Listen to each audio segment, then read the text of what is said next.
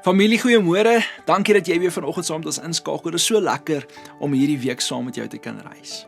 Ek wil jou vandag vra, het hierdie al ooit met jou gebeur? Jy bid, jy vra, maar God bly stil. Dit voel asof jy in 'n kamer is, maar dit is donker om jou. 'n Groot kamer, maar daar's nie stemme wat praat nie. Dit het al by die groot manne van die geloof begin. Ons gesels weer vandag oor Dawid. Hy sê, my God, waarom het U my verlaat? 'n Uitnodiging om te sê, selfs die grootste geloofsmense, soos Dawid, het in donker dae gevoel dat God nie reageer nie, dat hy nie opdag nie.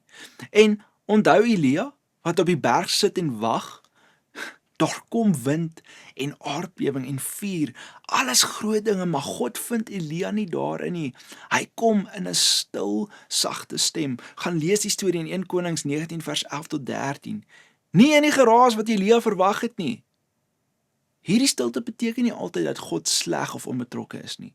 Soms is dit 'n plek waar hy jou leer om te luister, om anders hom te verwag, om jou afhanklikheid te verdiep. Soms is dit 'n plek van beproewing. Besef jy dit? Soms is jy vasgevang in 'n toets. Soms is dit 'n misterieuse deel van God se stilte wat ons nie vinnig moet oplos met geestelike antwoorde nie. Baie keer moet ons in die onbekende sit en wag. Maar hier is vandag 'n groot waarheid, familie, wat ons elkeen moet hoor. Stilte kan jou geloof breek as jy dit alleen doen. Dit is maklik om in stilte verwerping te sien en jou hart te verhard teenoor die wêreld, teenoor almal. En ons val in. Ons verduidelik God se stil wees as 'n straf. Hy's besig om ons te straf, hy's besig om ons te oordeel. Ons hou op dan om eerlik te wees met onsself, met ander, met God. Of ons gee net op. Ons gaan nie meer kerk toe nie. Ons kuier nie meer met ons familie nie. Juis omdat ons nie die antwoorde kry waarna ons soek nie. Maar ek wil vandag vir jou sê, en as dit vandag miskien jy is, dit is eintlik net 'n teken van 'n swak verdediging. Dit beteken die dinge wat in plek moet wees vir jou om geestelik sterk te wees, geestelik volwasse te wees, is nie daar nie. Die stilte het vir jou 'n gevaarlike plek geword. So wat kan jy nou doen?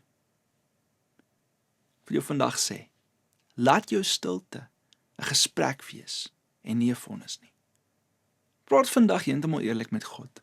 Skree as jy moet, kla as jy moet, vra, maar bly praat.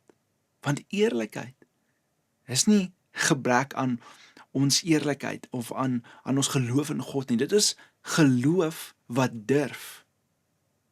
God se stilte is nie altyd afwesigheid nie. Dit is 'n uitnodiging om anders te hoor, te luister. Maar dit is daar om volharding te kweek. Moenie jou geloof vandag laat sterf omdat jy net na antwoorde soek nie en dit nie kry nie. Kom vandag in God se teenwoordigheid in. Bly met hom praat. Bly deel in wie hy is. Bly dien, bly gee. En kyk wat met jou gaan gebeur. Familie, kom ons bid saam. Vandag, Vader, wil ons net stil word. Vandag, Vader, wil ons net by U sit. En al is U dalk nie vandag so hard soos wat ons wil hê U moet wees nie, Here. U praat nie so duidelik vandag met ons nie. Ons hoor U dalk nie, Here. Wil ons vandag nog steeds glo dat U besig is met iets baie groter as onsself.